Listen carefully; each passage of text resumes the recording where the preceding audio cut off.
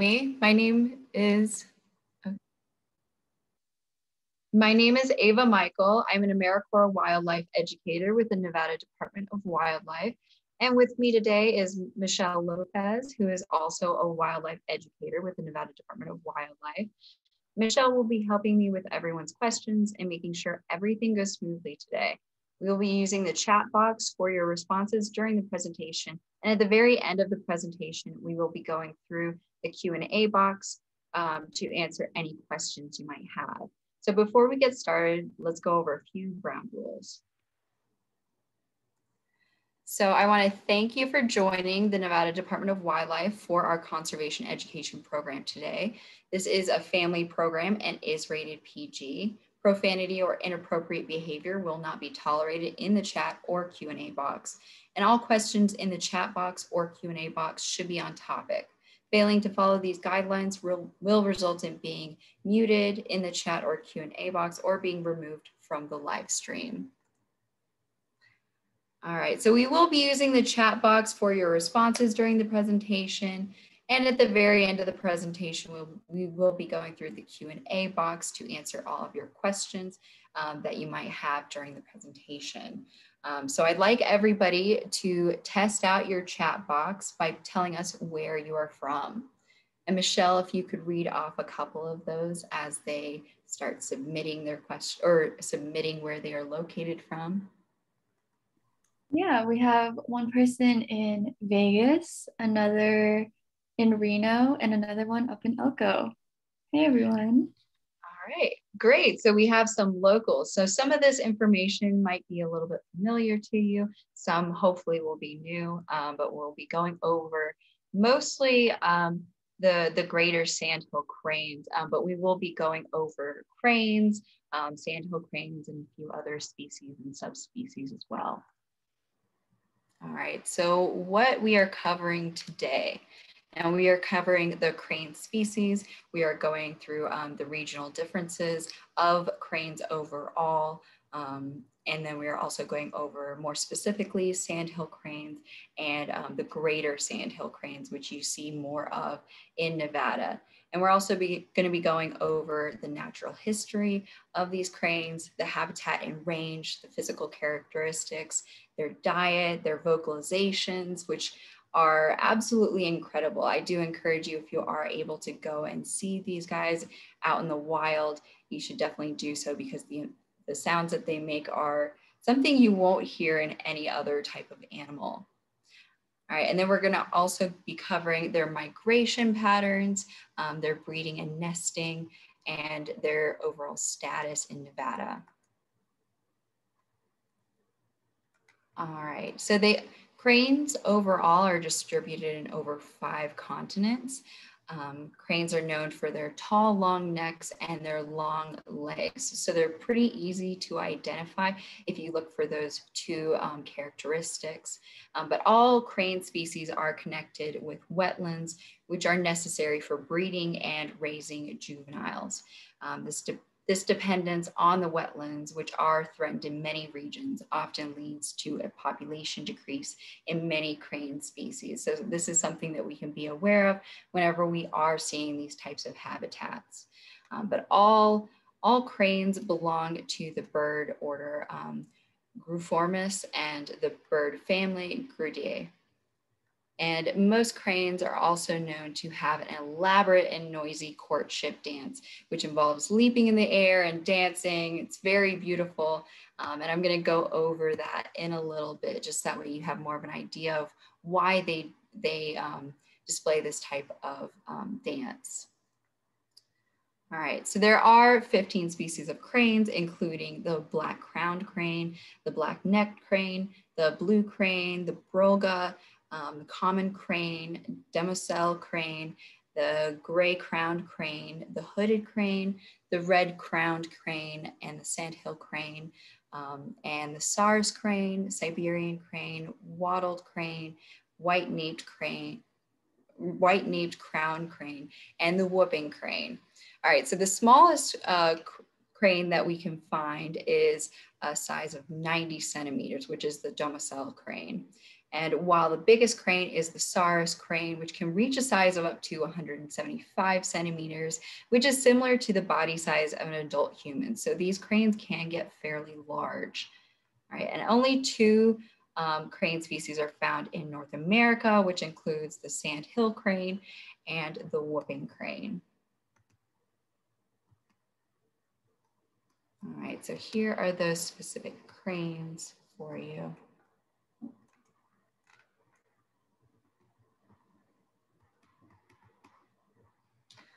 All right. All right, so here is a picture of the sandhill crane and another picture of the whooping crane. This gives you kind of an idea of the cranes that you might see in North America. The whooping crane is the tallest of the North America's birds and can be around 5 foot tall with a 7 to 8 foot wingspan. And the whooping crane adults are mostly bright white with a red face. All right, and the sandhill crane is still pretty big, but it's only around 4.5 feet tall at a maximum and has about a 6.5 foot wingspan.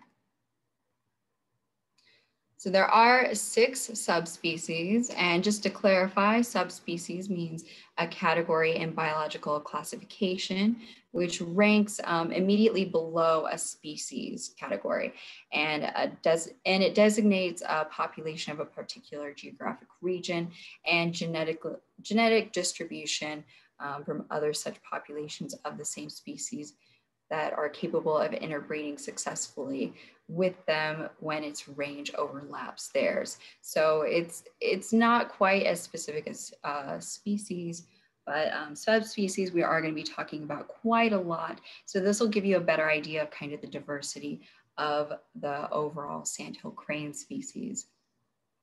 All right, so there are 6 subspecies of the crane, which includes the greater, the lesser, Florida, Cuban, the Mississippi, and the Canadian.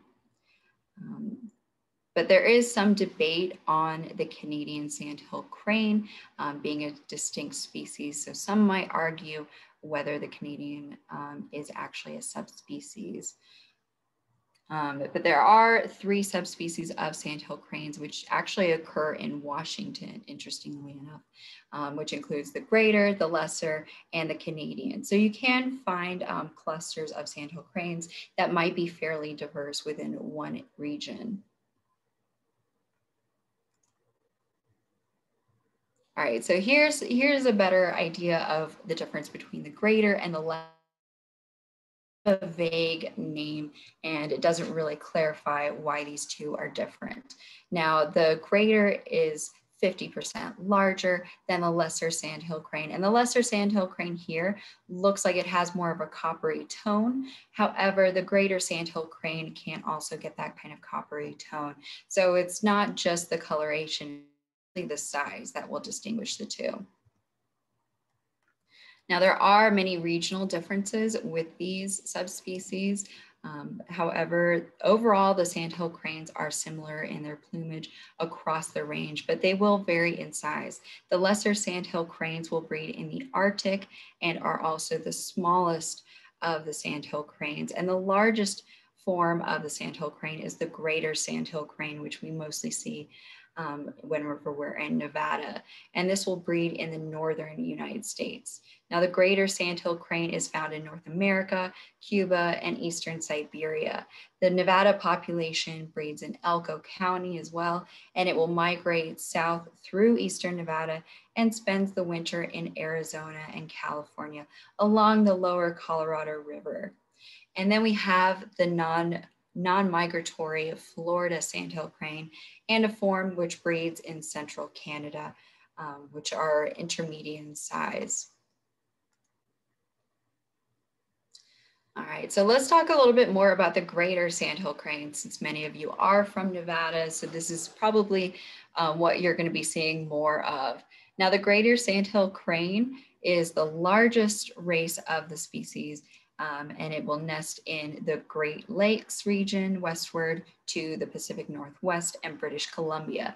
And the lower Colorado River Valley population, or also known as LCRVP, of the crane, which is the least numerous of the greater population you might be able to kind of pinpoint. And then we also have an eastern population, a Rocky Mountain population, a Central Valley population. And these, differentiating the populations in our regions kind of gives us more of an understanding of these populations, which I will get more into later on. But this is just to kind of give you an idea of how we are able to assess these populations in Nevada. All right. All right, so the Greater Sandhill Crane is considered a water bird. They will live about 20 to 25 years, and they will start breeding at different ages, anywhere from 2 to 7, and they range in size, but typically their height is about 3.5 feet tall. Their wingspan ranges from 6 to 7 feet, and their weight is about 12 pounds or more. They are one of the longest lived birds as well in North America. All right, so cranes in Nevada. So the Greater Sandhill Crane, again, is probably what you're going to be seeing. They are found in North America, Cuba, and Eastern Siberia. And the Nevada population breeds in Elko County, and they will migrate south through the Eastern Nevada region. All right, so the two largest staging areas in Nevada and good places to view sandhill cranes are in the Ruby Valley, as well as Lamoille Valley, which is located southeast of Elko. And during the spring migration, the birds have a stopover in Lund and Nevada, where they stay for several weeks. So these are great places that you can go and view these birds as well if you are interested in seeing them in their natural environment and kind of seeing the unique dances that they put on and the unique calls that they make. But contact the Nevada Department of Wildlife for the best times and places to view cranes. Sandhill cranes become territorial in their breeding season. So it's kind of a good idea to understand the time of year and maybe what they're going through during that time. So that way you can view them at their best.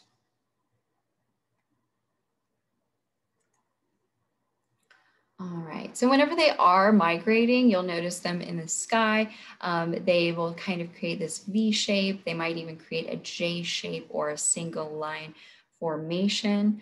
It just depends on the amount of sandhill cranes that are in that group and how they are traveling. So prior to southward migration for winter, they congregate on the staging grounds, generally within a day's flight from their breeding area, where they become social after the breeding season and begin feeding and roosting together. They will remain highly social throughout the winter, and the two largest staging areas in Nevada and good places to view the sandhill cranes are, again, the Ruby Valley and Lamoille Valley.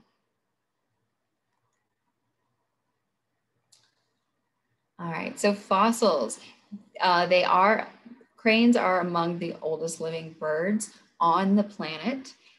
There was a crowned crane fossil, which was found in ashfall fossil beds in northeastern Nebraska. And these are a close relative of the sandhill crane. So this gives you an idea of how old these guys actually are. And according to the Cornell Lab of Ornithology, the earliest unequivocal sandhill crane fossil was estimated to be 2.5 million years old, and it was unearthed in the Macasphalt shell pit in Florida. And the migration between the wintering grounds in the south and the breeding grounds in the north has likely taken sandhill cranes across what is now Nebraska for many thousands of, or if not millions of years. So this is a long time that these migration patterns have been utilized by these cranes. These are very ancient animals, and they've been doing this for a long time. So whenever you are seeing these displays that they're putting on, they've probably been doing it for thousands or maybe even millions of years. So the link between the sandhill cranes and the Platte River is believed to date to the river's origin some 10,000 to 12,000 years ago. Again, this is in Nebraska, so you can actually go and see this still. It's considered to be one of the best natural displays that you can go and still see. So this is something that you can research and figure out the best time to go and view this. Originally, they had thought that it wasn't quite as many sandhill cranes that were congregating in these areas. However, it's hundreds of thousands of cranes. So whenever you go to these areas, you can really see an incredible display from them. All right, now habitat. They will breed and forage mostly in wetland areas. However, you can find them in open prairies, grasslands, and sometimes hayfields, pastures, and other plant communities. And outside of that breeding season, they often roost in deeper water of ponds or lakes where they are safe from predators. So this really helps their population, especially whenever they do have juveniles that might be more susceptible to those predators. So here's a figure to give you an idea of what to look for whenever you are trying to ID sandhill cranes. This one is standing in a marsh against a blue water, showing the environment in Sierra Valley, California. However, you will see them often in these types of areas. So this kind of shows you how they are able to camouflage fairly well. But one of the easiest way to identify them is by looking for that red forehead, as well as their eyes. They also have those white cheeks. They have a very straight and long bill as well. And they have a very long, slender neck that whenever you look at how they move, it's fairly easy to identify them against maybe a blue heron or something with a similar body type. And they also have gray bodies with copper feathers. Copper feathers, it can kind of depend on the individual sandhill crane, but sometimes they will have less copper in their feathers, sometimes they will have more. So the best way is to look for that red forehead and look for that body shape. They also have a tufted rump feathers, and they have very long, slender legs, which are usually a dark gray or a black color.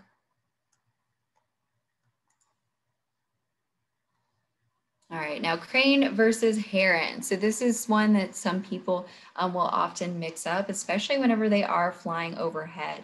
Sandhill cranes can fly very high, as well as blue herons or even white herons. So it's best to look for specific characteristics whenever you are trying to ID these guys from down below. Now they do look very similar, but cranes will fly with their necks outstretched.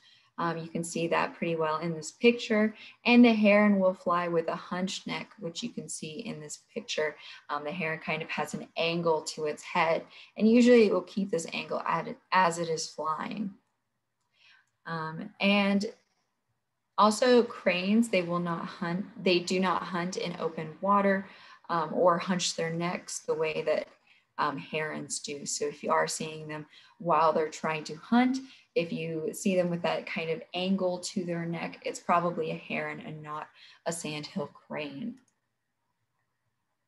All right, now let's talk about their diet. So they have a wide variety of they eat a wide variety of plants, insects, amphibians, reptiles, and occasionally some small mammals, but they have to be pretty small for them to decide to eat them. And like other cranes, sandhill cranes are omnivores, and they will use their long bills to glean and dig for a wide variety of plants, grains, and small vertebrae, such as mice and snakes and other similar types of animals, or even insects or worms. And their appetite for grains sometimes leads them to get in conflict with farmers.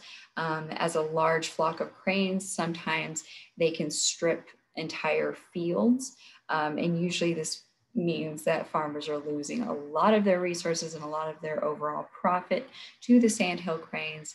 But in response, the International Crane Foundation is helping to develop a new technique to treat corn seeds with a deterrent before the seeds are even planted. So this should help kind of mitigate those impacts that these sandhill cranes can leave on farmers and on farming areas. All right, so I mentioned before that the vocal patterns of these animals is pretty incredible. Here you can see in this image, this is a representation of a sandhill crane windpipe. This is a vintage line drawing or engraved illustration, so it's not exact, but this gives you an idea of kind of the structure of the overall windpipe and how it could create a very unique and unusual call with these animals. Cranes have an unusual windpipe, as you can see in this image, and it forms a loop within their breastbone, and this produces their unique, loud, and resonating call that you can hear from miles away. If you are looking for these guys, this is probably the best way to find them, is just by listening very closely to those vocal patterns that they have. Also, they have a number of vocalizations.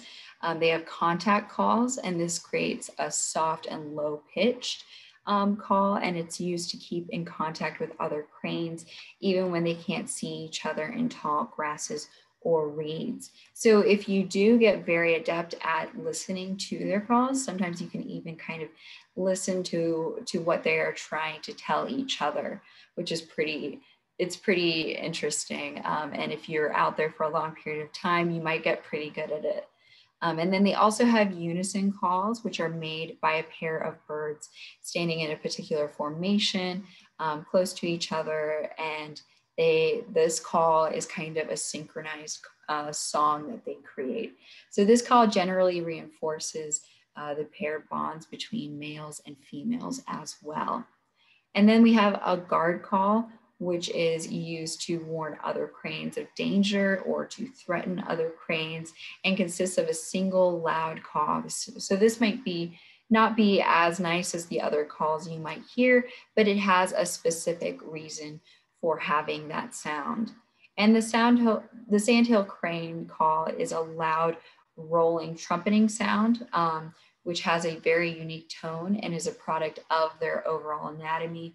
You can see it in this picture. The sandhill crane has a long trachea, which is a windpipe, and it coils into the sternum and helps the sound develop a lower pitch and harmonics that add richness to the overall call. So if you do go out and you hear these guys, it's something that you're not going to mistake for another type of bird or animal. It's specific to the sandhill crane, even though they might have variations of their calls. It's overall the patterns that they make is pretty unique. So you can kind of tell what is a sandhill crane and what is just a regular bird or animal. All right, so their migration. Now, scientists actually estimate that approximately 80% of all migratory sandhill cranes in North America use a 75-mile stretch of Nebraska's plate rivers during spring migrations, which has more than 500,000 cranes, which will stage in this area. And whenever they're in this area, they're preparing to continue the long journey north to breeding grounds in Canada as well as Alaska. And during the migration, they may fly as many as 400 miles in one day. So they're pretty incredibly adapted to flying for long distances. And these stage areas really help them to kind of rest and regain those resources that they might have lost during their travels. And also is kind of a social thing. So this is really an important area that we need to consider within Nebraska. And it's also a great place to visit them if you want to. but they form extremely large flocks with tens of thousands within that flock and often migrate very high in the sky. So whenever you do see them, it might be a large amount of sandhill cranes flying and traveling to get to these areas. And also sandhill cranes will mate for life, and they will pair up as they migrate to breeding grounds in the spring in a display known as Unison Calling, which I mentioned previously. And mated pairs will throw back their heads and point their beaks skyward, and will even emit a complex series of coordinated rattling sounds. And the sandhill crane females will initiate the displays that you might see with them. All right, so I'd like everybody to practice using their chat box one more time. So who has actually seen cranes dance with each other? And if you have seen them, maybe where have you seen them? And what species or subspecies have you seen? And Michelle, if you could read off the answers that people put in the chat box, that would be great. Yeah, I think a bit of our audience has not been able to witness any sandhill cranes dancing yet. All right, well, that is totally understandable. Some of these areas are not well known, and also some people don't realize how intricate these dances are and how unique they are, and also how incredible it is watching them. I know I've seen them in Florida, and they spend a lot of time and a lot of energy doing these dances, so it's really something to see. And if you do go into Nebraska, that is one of the best areas that you can see these dances. But let's talk about a little bit more about these dances. Now, sandhill cranes are pretty well known for their dancing abilities, and courting cranes will stretch their wings again. They will bow, they will jump, they will even run sometimes. And there will be a lot of wing flapping. You can kind of see that in this picture. And they will even toss sticks or grass into the air and at each other. So it's a lot to witness, and it does not get boring, that's for sure. But all cranes will dance with each other, and though they are often associated with courtship rituals, cranes of all ages may dance at any point in a season. And the dances are thought to strengthen the bond between the pairs and may also reduce aggression between the birds. So it's not always just about mating. Sometimes it has other reasonings behind it, such as reducing the aggression between themselves and another bird, or strengthening those bonds between pairs. All right, so sandhill cranes will form pair bonds at about between the age of 3 and 4, and they will mate for life. The pair will establish a breeding territory in which they will build their nest as well. So it's very important that they are able to find a mate, so that way they can find their breeding territory, and they can also create a nest and create that next generation. However, some will start breeding earlier, and some will even start as early as 2 years of age. And sandhill cranes may reach the age of 7 before even beginning to breed. So it really just depends on the individual and finding that mate. But they mate for life, and which can mean they can be together for as long as 2 decades or more. So that's a very long time for these birds to be together. And they will stay with their mate year round, and juveniles will even stick close to their parents for about 9 or 10 months after hatching. So they're a very close-knit family, and you will often see them with the juveniles and with each other. Now here you can see a picture of the Greater Sandhill cranes building their nest.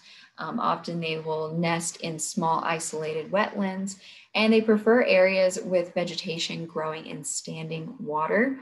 But Okay, but some will nest on dry ground as well. It really just depends on the resources that are available and their overall preference. And if one member of a pair dies, the surviving member may reuse its previous nesting area with a new mate. So sometimes they will find another mate that they will be able to nest with. All right, so nesting. Now, again, sandhill cranes will build their nest from the dominant vegetation that they are able to find, such as cattails, sedges, bur reeds, bulrushes, or grasses. And they will use dried plant materials early in the season, and they will add green materials later on to a foundation of larger materials. They add a cup-shaped hollow lined with smaller stems or twigs, and both mates may gather materials and will even toss it over their shoulders to form that mound that you can kind of see in this picture. And the female is usually the one to stand on the mound and arrange the materials. So the picture that you see, this is probably a female that you were looking at. Now, there are some interesting facts about nesting. Often they will have 1 to 3 eggs in one clutch or one grouping, and the incubation period lasts from 29 to 32 days. And the young or juveniles are tended by both parents and fly as early as 60 days old. And one of the chicks usually outcompetes the other for food and parental protection and is the only chick to survive. So sometimes you will see another chick that might not make it, and even another egg that might not make it, that gets pushed over to the side of the nest. Now the eggs are pretty easy to identify. They are a pale brownish yellow to olive color. And they usually have irregular brown or gray markings. You can kind of see it in this image of this egg in particular. All right, now within 8 hours of hatching, chicks will actually emerge covered in their down feathers with their eyes wide open, and they're even able to walk and swim. So they mature pretty quickly. And in the fall, juvenile sandhill cranes will migrate south with their parents, remaining together for up to a year after hatching. And the young birds reach sexual maturity in 2 years, although some may reach the age of 7 before breeding. So it really just depends on the individual. However, they do mature fairly quickly. All right, now sandhill cranes are state protected in Nevada, and they receive federal protection under the Migratory Bird Treaty Act. This is an act that makes it a federal crime to take birds or bird parts, including feathers, or killing birds with, or to kill birds with special permission from the Secretary of the Interior. The MBTA also prohibits any person from using bait to take migratory birds, or for someone to hunt in areas they know or reasonably should know are baited. Now, the reason for their status is the threats to the sandhill crane include loss and degradation of wetland habitat, as well as conversion of grain fields to other crops. And the sandhill crane is one of the world's few crane species that is not currently threatened, which is a great thing. Although most of the subspecies populations are increasing, the Mississippi and the Cuban birds are listed as endangered under the Endangered Species Act. And the Mississippi population is also included in the state of the Birdwatch list. All right, so for these and other rare species, the Endangered Species Act works to prevent extinction, but the act itself is now under threat. You can learn more about that through the ESA website. However, these are just things to consider whenever we are trying to understand conservation practices as well as wildlife management and how we can kind of protect these populations. A great way of actually protecting these populations is protecting the habitat that they inhabit for especially for breeding purposes, for nesting purposes, and for whenever they are migrating. So those wetland habitats, especially the habitat in Nebraska, are incredibly vital to these populations and ensuring that their populations continue on. All right, now here is a figure from the University of Nebraska, and it's an updated distribution map for the lower Colorado River Valley population of the Greater Sandhill Cranes. And this shows the approximate nesting, winter, and primary migration staging areas of the 6 migratory sandhill crane populations that you can see listed here next to the map. These are the 6 migratory sandhill crane populations that we often evaluate and research, and we look at those populations to kind of see their interactions with each other and their overall health in those different areas. Now, areas depicted in this figure are generalizations and show relative positions of migratory ranges. The ranges of each migratory population are still being determined in North America. This map is from 2018. So these populations have probably altered since this map was created, and new information is always being evaluated to see the overall changes of these populations as they kind of grow and maybe decrease depending on the resources that are available. But there are a couple of different populations of Greater Sandhill cranes that can be found in Nevada. We have the lower Colorado River Valley, which is called LRCV populations, which occur along the eastern part of the state. And this is the primary breeding population of cranes here in the state. Their breeding range is mostly on Nevada, although recent telemetry studies, which are ways of kind of calculating, coordinating where these animals are after they've been tagged. These telemetry studies have found that their population is more widely distributed than previously thought, which can be a great thing.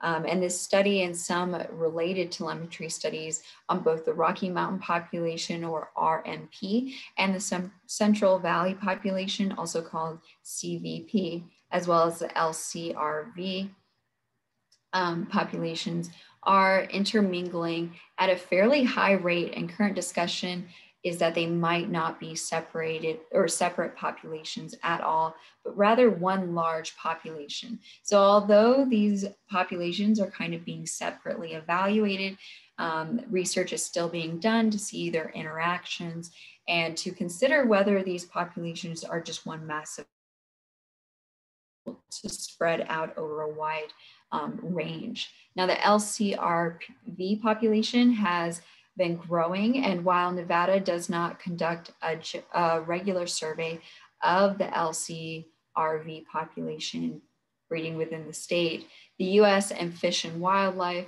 Service conducts an annual survey of this. So if you are interested in learning more, the U.S. Fish and Wildlife Service is a great resource to kind of better understand these populations. And the other populations that use Nevada in the Central Valley is the Central Valley population. And these birds mainly migrate through the western edge and can be seen mainly during the spring and the fall migration periods, moving and nesting throughout Washoe County, Carson City, and Douglas counties. While most of the birds from this population are seasonal migrants, historically they utilized these same parts of the state for breeding. And currently, small numbers of the cranes have been reported nesting in the historic range with known breeding pairs in the Minden area, as well as Washoe Valley and northern Washoe County. So these are some great areas to kind of see these populations. All right. Are there any questions that anybody has? You can put any questions you might have in the Q&A box.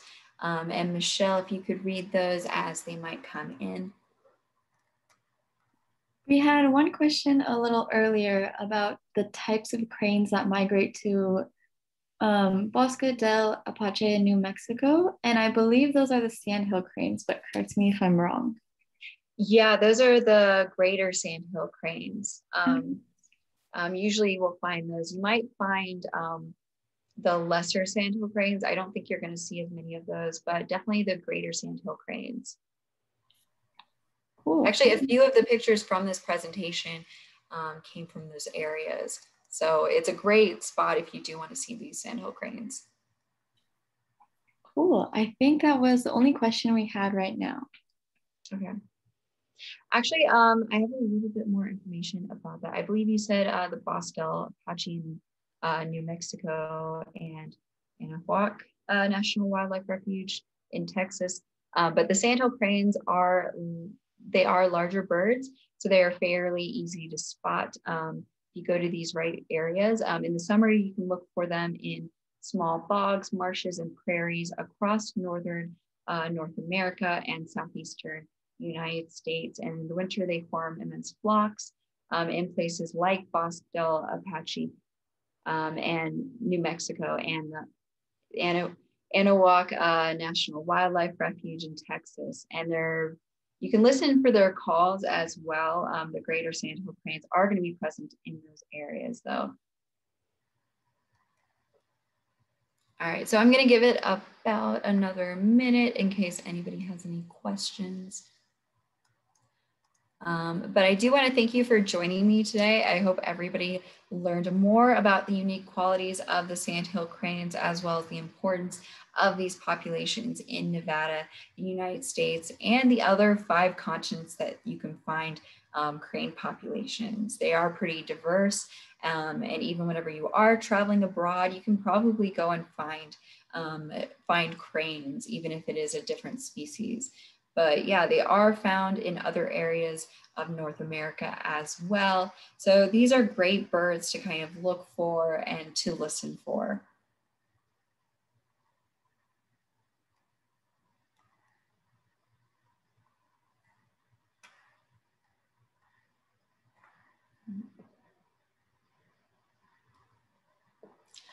All right, so I hope everyone has a great weekend. I'm going to sign off. But if you are interested in maybe gaining more resources, or if you have any questions, here is my email. It's ava.michael@ndow.org. Feel free to reach out to me. Also, you can reach out to the Nevada Department of Wildlife for additional resources, or if you need more, or if you have more questions about what you might have learned today, or what you might even see out in our parks. All right, so take care, everyone.